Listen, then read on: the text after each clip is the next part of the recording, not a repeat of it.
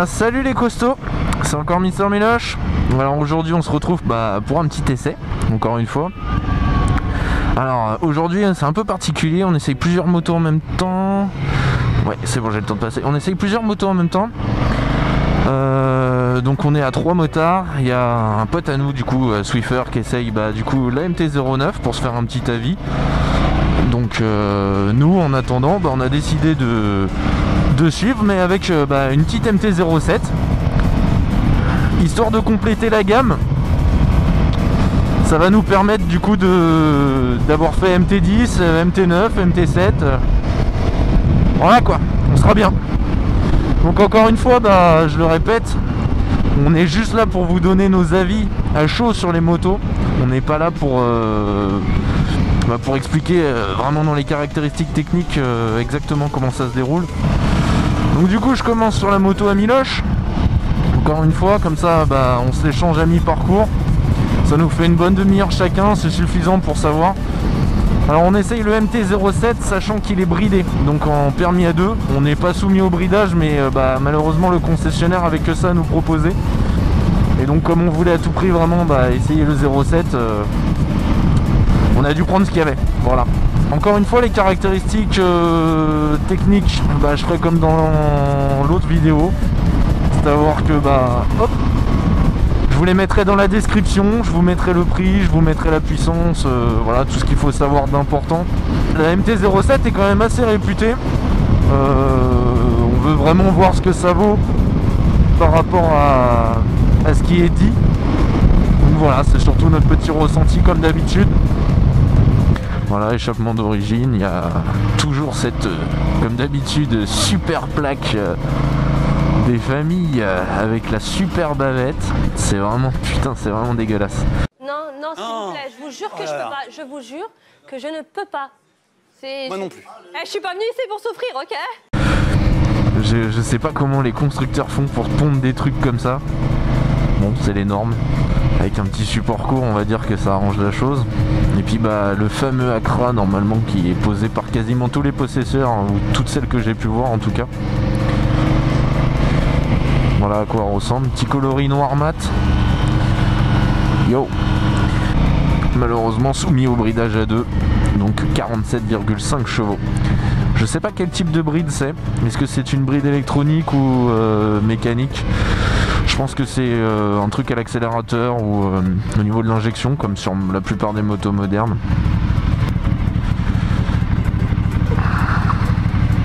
Bon, on va faire un petit tour rapidement de la moto. Donc c'est un petit coloris full noir qui est plutôt pas mal, assez sobre.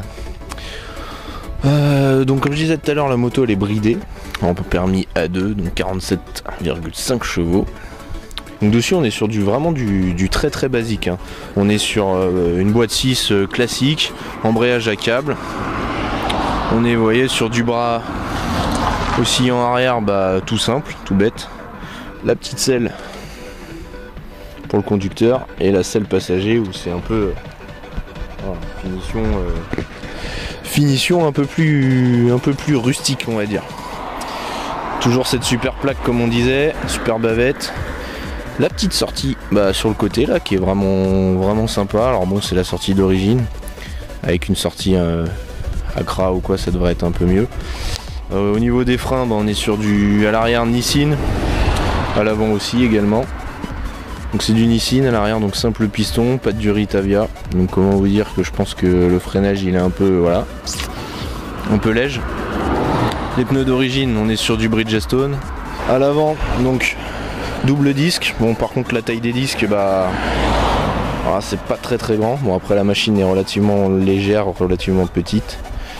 Donc 2 étriers, 2 fois 2 étriers de double piston.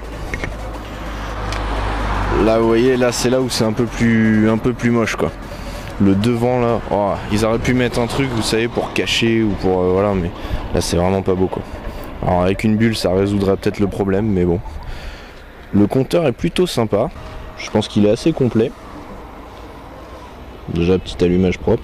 Donc vous avez votre votre jauge à essence, votre température moteur, votre petit compte tour en bas, l'indicateur de rapport engagé. Vous avez les km/h. Vous pouvez faire la température ambiante, la distance totale, vous avez un petit trip. Voilà, là votre conso instantanée.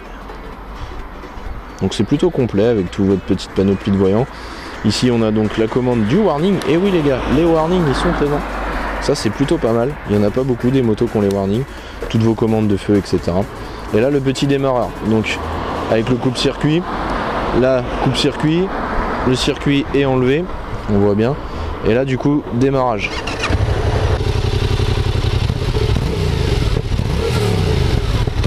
Ça pétarade un petit peu.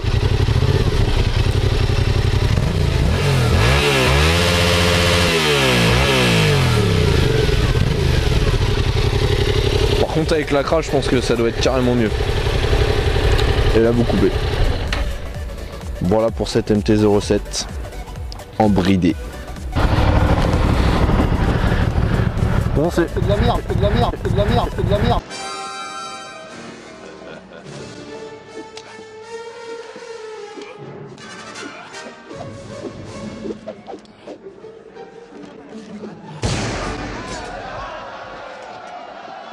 C'est de la grosse merde? Ok. Bon bah on va essayer ça. Allez c'est parti. Ok. Bon. Déjà les suspensions ont l'air vachement molles par rapport à toutes les machines que j'ai l'habitude de conduire. Ça a l'air assez léger. Commande souple. Alors attendez, je trouve pas le sélecteur. Voilà, ok. Déjà je peux vous dire qu'on est assis vachement droit. Moi qui suis assez grand, 1m80, j'ai les genoux qui touchent un peu le haut du réservoir hein. Ça fait assez bizarre en plus, le réservoir je trouve qu'il est un peu glissant. Sinon on a l'air plutôt bien installé, la selle un petit peu ferme, mais honnêtement c'est pas choquant.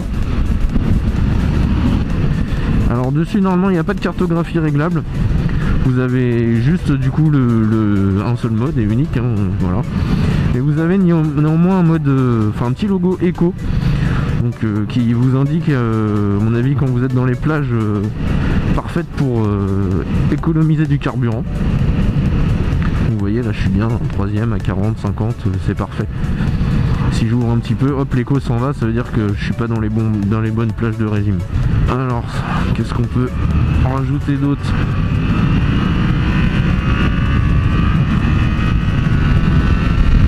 Bon j'ouvre à fond. Ça part gentiment, hein, ça t'arrache pas les bras. On va dire c'est bien. Pour commencer c'est bien. Il y a de quoi se faire plaisir. Par contre le châssis est vraiment très très souple hein. Les suspensions aussi.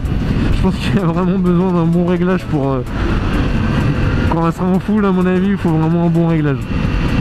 Alors ça tracte bien, il n'y a pas d'à-coup. C'est plutôt propre. Par contre bon bah c'est assez creux, passer 7-8 000 tours c'est vachement creux. Maintenant voilà ça reste un bicylindre, ça reste une version bridée, en tout cas c'est assez maniable, c'est plutôt chouette. Il y a vraiment cette sensation de fourche vraiment très très molle, l'assise est vachement molle, vous avez des fourches, oh la vache, c'est impressionnant. Alors c'est confortable mais bon, je pense que quand vous attaquez un peu vous trouvez très très vite les limites. Le freinage, alors là on est sur du mètre cylindre axial, donc mètre cylindre a priori distribué par Brembo puisqu'on a le petit logo, mais bon c'est pas terrible hein. Franchement c'est pas top. Il y a pas trop de progressivité et le mordant n'est pas trop lent.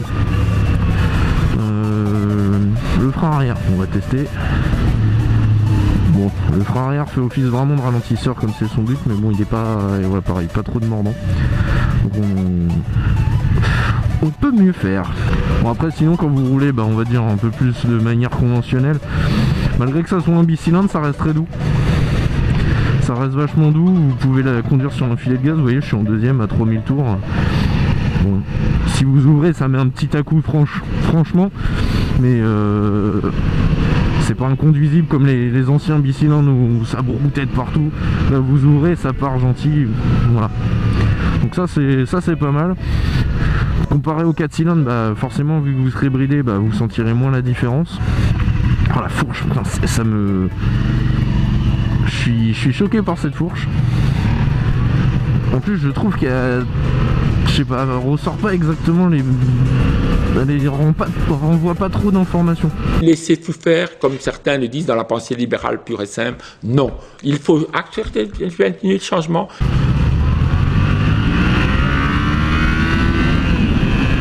Ça pousse quand même jusqu'à 11 000 hein, pour un bicylindre. Mais vous voyez dans les tours, j'ai beau ouvrir, il se passe pas grand chose. Je suis poigné dans l'angle, bon.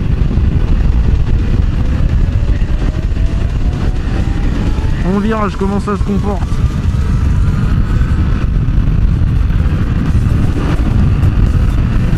Ouais, ça passe plutôt bien, malgré que la fourche soit souple. Et là j'arrive quasiment à... Alors, on peut ouvrir, il se passe pas grand chose. Ah, je suis taqué à fond de poignet là. Je pense que vous pouvez prendre un petit 180 en bridé, mais ce sera difficile d'aller plus haut. Voilà, vous m'aurez compris, je suis pas trop fan du coup des japonaises en général, même s'ils font des très bonnes productions, il y a des motos qui voilà, sont pas toutes comme ça. Maintenant, bien souvent, c'est de la moto, on va dire, abordable, avec des prix corrects. Du coup, vous payez forcément la finition qui est moins bonne, vous payez les agréments qui sont autour un petit peu moins bien. Mais ça reste des très bonnes machines, je comprends pourquoi les nouveaux permis les utilisent. Si vous avez les moyens, foncez, faites-vous plaisir, équipez-la. Je pense qu'une fois que vous serez débridé, à mon avis vous ferez grave plaisir avec cette petite machine, parce que ça doit vraiment délivrer toute sa puissance, donc voilà, largement suffisant pour se faire la main. Comme ça vous avez deux machines en une, vous faites votre bridage et puis vous repartez après avec une machine pour un an ou deux débridé avant de passer sur plus gros. Ça peut être une solution. Après honnêtement ça a l'air d'être une machine assez polyvalente hein. Il y a moyen d'arsouiller un petit peu avec les copains, il y a moyen de faire un petit peu de ville. Voilà, bon, le duo j'ai pas essayé, mais bon, vous avez de quoi emmener quelqu'un derrière, je pense, sans souci. Moi j'ai commencé avec le Shiver en A2, j'avais quand même plus de tonche avec le Shiver, surtout en bas régime. Maintenant c'était beaucoup plus rêche comme caractère, là c'est beaucoup plus doux, plus appréciable. Encore une fois, c'est une question de goût. Si ça vous a plu, n'hésitez pas à le dire, lâchez un petit pouce, un petit partage, ça fait toujours plaisir. C'était un petit essai rapide comme ça, à l'improviste. Je pense que ça valait le coup d'être essayé.